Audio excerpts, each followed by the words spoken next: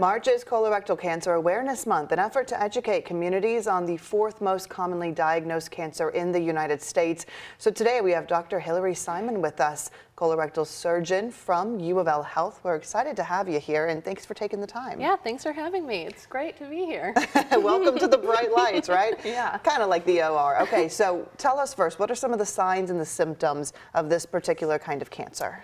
Yeah, so some of the common symptoms are vague abdominal pain, change in bowel habits. You might see blood in your stool or in the toilet bowl, but kind of scary to believe that sometimes you have no symptoms at all. So I always tell my patients that it's best to listen to your body. So if you feel like something isn't right or not normal for you, you should, contact either your primary care provider or specifically folks in this community that do screening colonoscopies are colorectal surgeons like myself, or a lot of general surgeons in the Louisville area and the surrounding areas do screening colonoscopies, but your primary care provider can kind of send you in the right way if you don't know where to begin.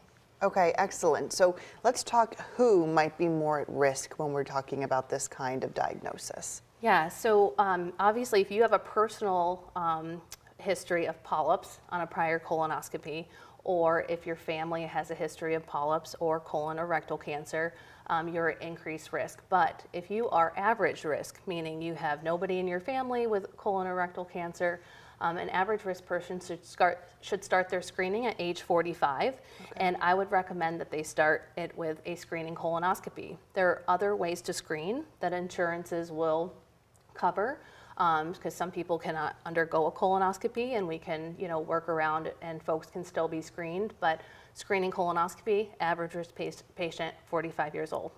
And why are those screenings so important? Why is it important to get to the doctor before the diagnosis comes? Yes.